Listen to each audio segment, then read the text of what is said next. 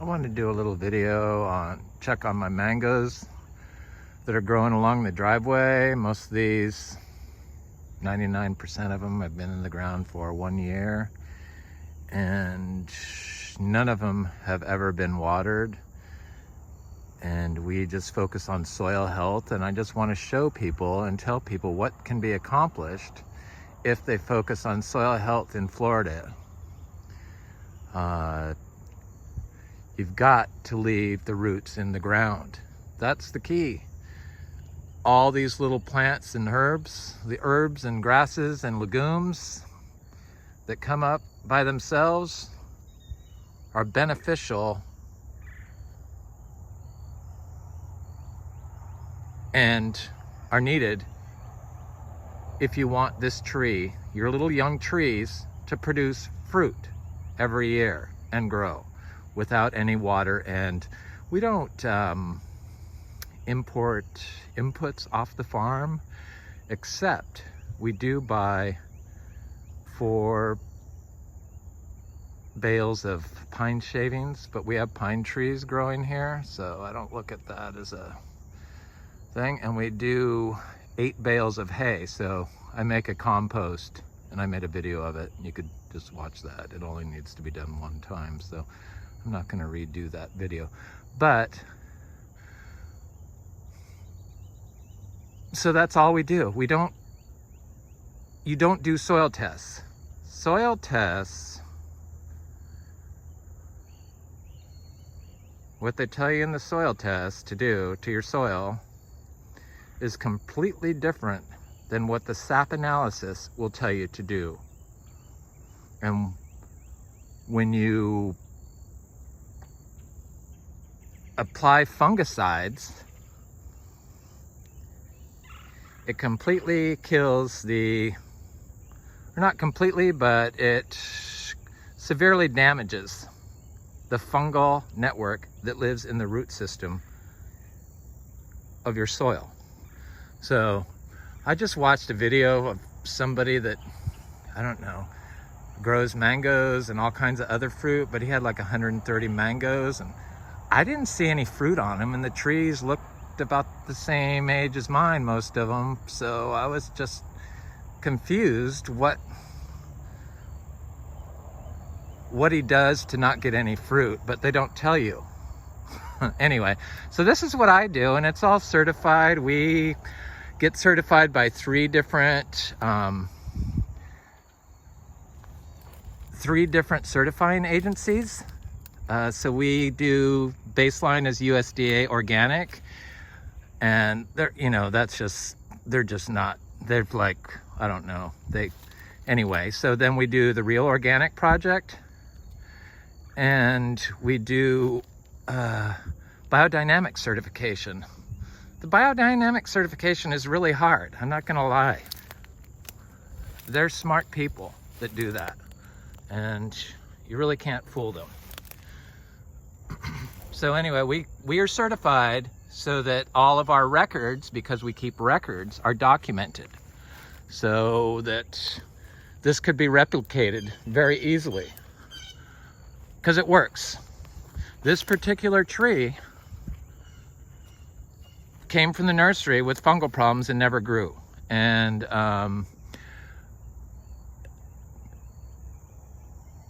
what fixes that problem here for us, and it started growing. It got mangoes this year and new growth. Was starting to add more diversity. So I planted heliconias. I don't water anything along here. Nothing is watered ever. Never been watered. So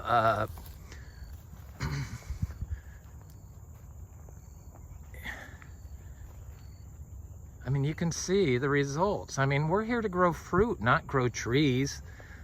If I was this plant sales person, yeah, maybe I would like just push nonstop vegetative growth, but we're a tropical fruit farm, not a tropical tree farm. So you want all this cover, all these roots in the ground, the living roots, the living soil. You can't have it without a mix of living roots. And in Florida, this part of Florida is the most biodiverse spot in North America. So You don't have to add anything. Like I said, we only bring hay and pine shadings onto the farm. We have done wood chips, but wood chips, I believe, kill a lot of the saprophytic fungi that are inoculated in the indigenous wood. So we don't chop our wood up. We use whole logs or whole sticks, ramiel or whatever it is. They're in there. The fungi are in the trees. When you chop them up, it's just like rototilling. It's all like common sense. It really is just common sense if you think about it. And then you have to stay off of it. I can't walk on this. I'm on the driveway. I don't ever walk on it unless I'm like looking for fruit or picking fruit or trimming. You cannot spray copper. You don't need to spray copper. Obviously, this is proof that you do not need to spray copper. And it's not our first year of getting fruit. So this is the first year I believe we're going to sell fruit, because it looks like we have a lot. And these are the Rolinias. This is mulberry. And none of these things are on water. We don't water. I mow this little dry looking patch on the edge right here, just so it looks like it has some structure to the landscape along the road. It's a mulberry, dwarf Hawaiian. This is a guava that was planted in the ground in the past 6 months. And then I have heliconias. I'm trying to do heliconias. I try to grow I buy the plant once and then start growing it and dividing it. So all these gingers came from one little plant. Because I don't want to bring anything off the farm to pollute, because I found that the soil and the stuff has like plastic bits in it from different places. And plastic seems to be a real problem. From what I can see, I find plastic around here. My little zebu cattle, this is heliconia. Here's a cha-cha seedling that has never been watered. You know, it's not on water. So I'm gonna go to the back side of these mangoes over here. I know I said I don't walk on it, and here I go. But I like to do it when I'm checking for fruit. So here's a little mango that I don't have the tag on. It has no fruit, so not everything is 100% perfect. We have one tree that has partial powdery mildew on, just partial, and then we have a tree that has anthracnose. But I know that if I plant this ginger and heliconia next to it, it will snap out of it. It's all about the roots and diversity in the soil. So sugarcane, anything you can plant into it. The plant is your input. These are all sugar apples, by the way, that have none of this stuff gets watered ever. Just came off a drought. We got rain yesterday and the day before, maybe today. Good rain. Here's another mango without fruit. These have only been in the ground for 1 year and 3 months. It's cac. Cac is a big tree that takes a while. Here's another little mango this one has fruit. These were all planted as 3-gallon from Zills. A lot of them were very tiny. And this is Kizar. Got some fruit there. Oh, there's some more over here. Hopefully most of these will drop off and it'll hold like 1, 2, 3, maybe at least one. I like to get fruit. That's what we are, a fruit farm. When I see mangoes without fruit on them, I see that somebody doesn't know what they're doing. That's what I see. This looks like Terrelay. Got some fruit there and some fruit there, all 1 year in the ground. So these are planted next to the ginger. None of these mangoes got froze by the 31 degrees we had or affected in any way. The ones planted directly next to this ginger. So you could plant this ginger in the same hole with your plant. The plant is your input. That's the most important thing, is the plant.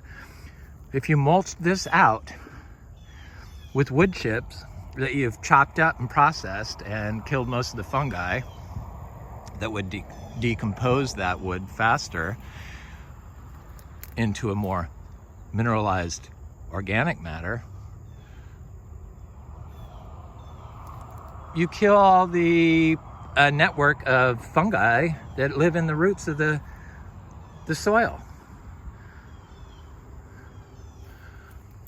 So this tree is, like I said, some struggle. Some of these store-bought trees struggle. Very few of them. Very few of them from Zills. But we have over 300 trees, mango trees. This is a sugar apple. Looks like we're gonna get a lot of sugar apples this year. I have way too many sugar apples. Chewy ones, red ones, gonna die, but we're gonna be selling fruit this year, I can see. This will be our first year. Here's another one. This is freeze damage. This is not anthracnose. This is from the freeze. So here's another one that didn't grow, but the sugar apples still sure did. And here's more freeze, but this is sugarloaf. Oh yeah, we got some nice sugarloaf mangoes. Looks like we're getting possibly a second bloom. This is all done without any water or any copper. Copper kills the system. You do not need copper in Florida. That is like so detrimental to the health of your sociobiome of your tree, meaning the air, the leaves, and in the soil. It's like, it's just common sense. Why are you poisoning something? Why are you killing something to make something live? Why are you killing a lot of stuff with the copper to try to make something live? And I see that the copper doesn't work. I mean, this is pretty consistent. The trees, that's Gary. I mean, it's consistent.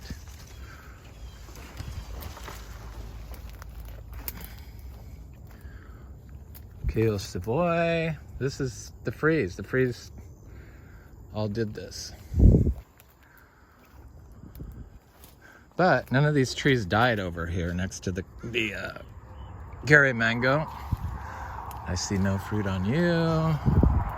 Okay, then here's one that this tree has been in the ground a year. And it's huge. It was a 3-gallon little tree from Zills. It was little. And who is it? Oh, it's triple sec, Seagraves. And it's loaded with, it looks like it's can hold it like all these fruit because it's big enough. And this is just 1 year in the ground, and that's how tall it is. I'm 6 feet, so it's pretty big. And it's got, not only is the tree big, but the ginger next to it is big.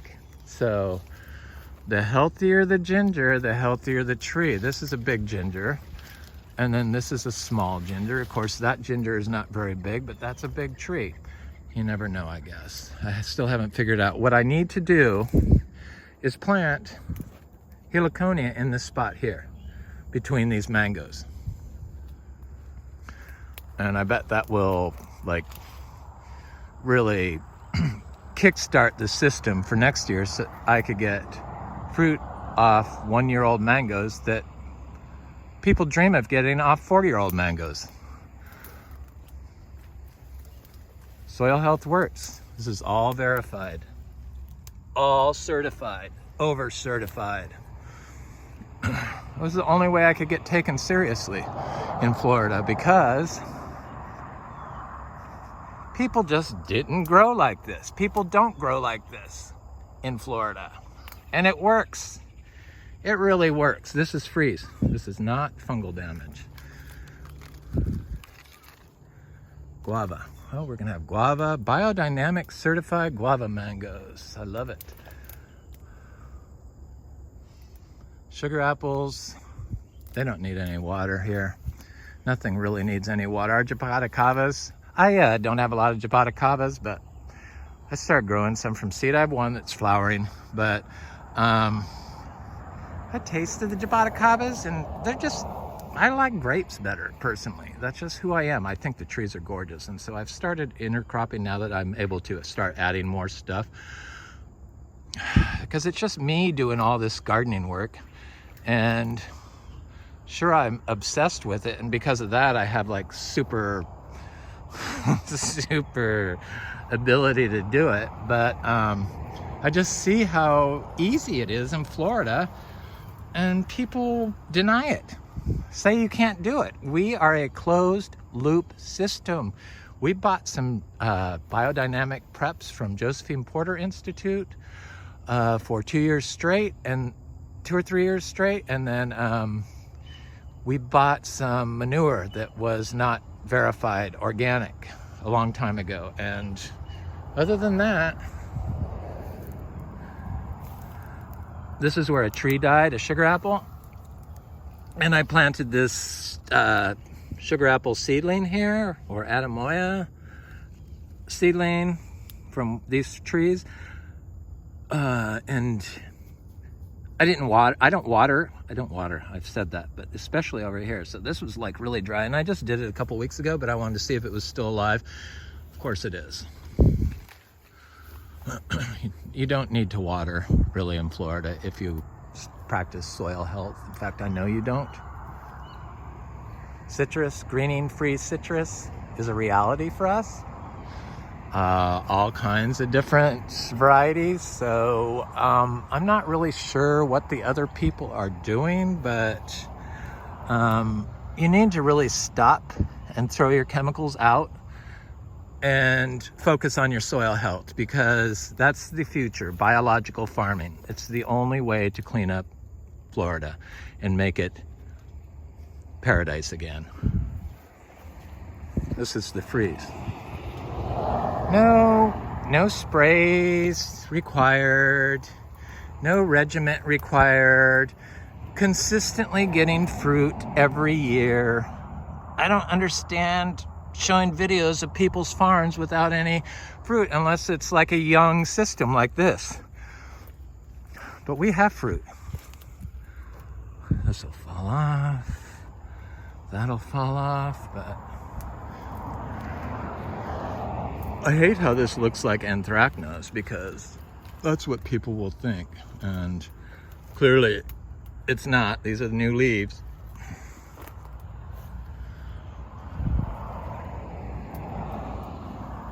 Lots of sugar apples.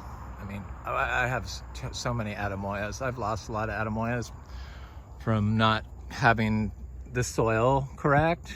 It's still not correct. It's always, soil changes. It's a dynamic fluid thing. It's our humus moves from spot to spot, and just like organic matter you put down next to a tree, it moves.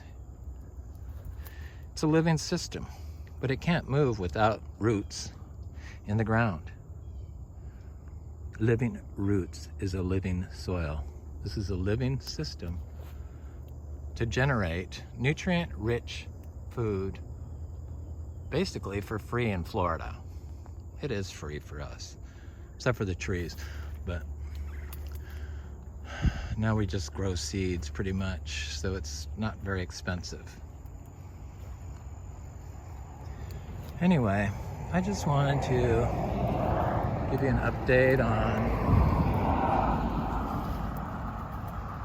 our little mangoes and sugar apples that we plant along the driveway. And a lecture on soil health.